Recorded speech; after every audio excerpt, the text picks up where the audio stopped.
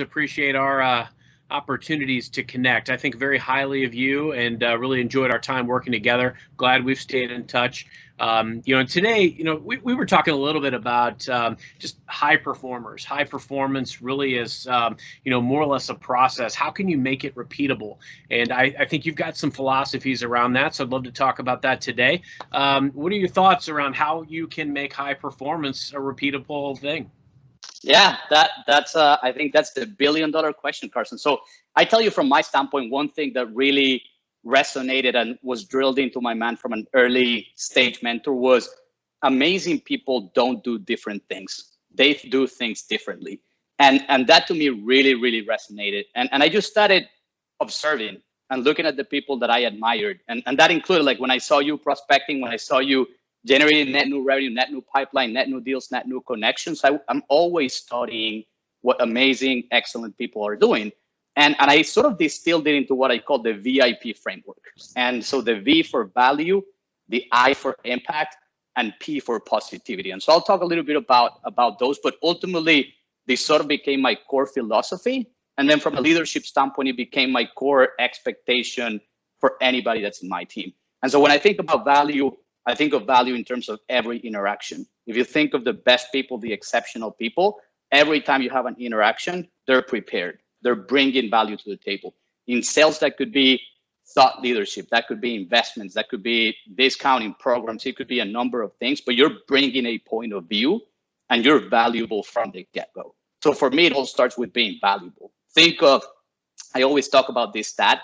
There's 550,000 software companies in the US.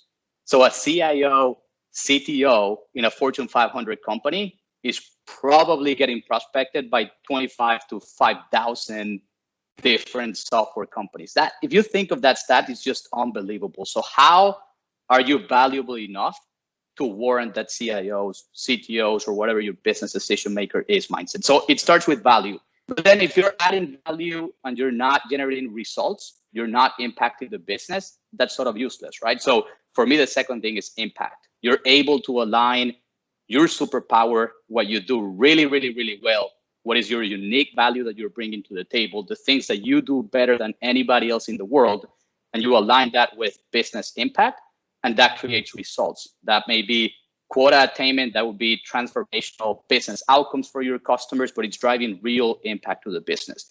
And then finally, to the point of how you do things, it's positivity. You could be the MVP of the league, but if nobody wants to be around you, if when you show up, people just cringe, that's a real problem, right? I always tell people 85% of humanity is already dead. We're in the top 15%. And then we live in the US, we have 4 limbs. It's all cherry on top, right? So for me, positivity is what really brings it all around, and we're bringing that energy into the room. So when I think about high performance, to answer that question, I go back to this V.I.P framework and how am I showing up in every interaction and how am I expecting my people to show up in every interaction? And I look at it through the lens of value, impact, and positivity. That's magical.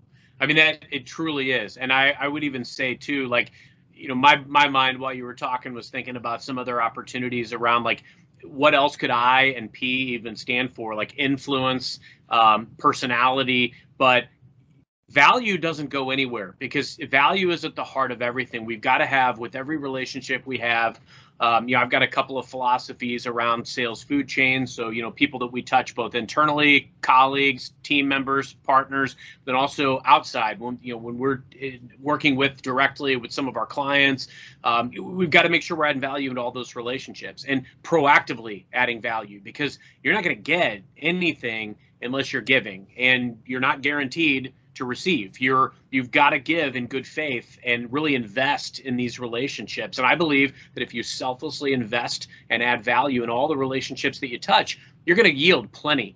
And I'm a firm believer that rather than being so transfixed on results, be transfixed on adding value in relationships, and the results will come. Same thing with impact. I would say the I can double as influence as well, because you've got to think about, if you're thinking about how you're going to impact something, yes, you want to bring impact, and you want to be sure that it's unique. I loved that you highlighted how much some of these people get prospected.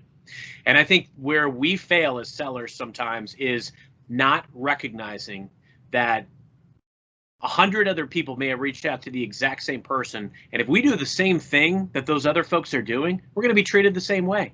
So what are you going to do to stand out? You know, do you maybe send them video? Do you maybe send them LinkedIn voicemail? Do you maybe send them a personalized card or some kind of gift, or just, or do you send a different type of message that shows that you actually understand or did a little bit of research about what kind of boat they're in, that you understand their company and their company initiatives and their priorities? Or do you just send the same old thing of, these are all the things that my company can do for you, let's talk?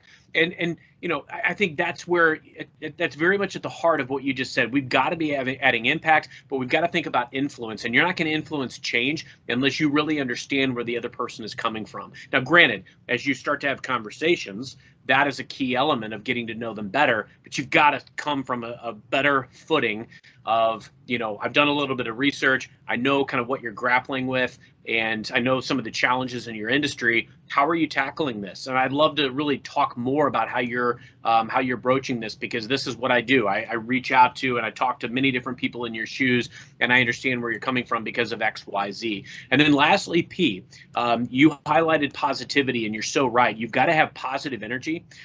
You've got to bring energy to the table, period. But I think a part of that's personality, because if I look at high performers, you can have a lot of different personality types, but the key is that you've got to really be able to bring that personality to the table where you're humble, you're eager to learn, you have a growth mindset, you look at things from an optimistic lens, and you're willing to pivot.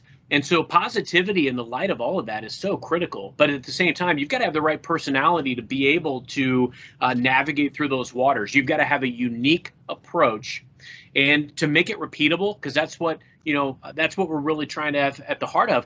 It's all about consistency. If you're consistent with the VIP approach, you'll have consistent results, period. I'm a firm believer that if you got the right people following the right process, you'll be successful, but you have to be consistent in execution.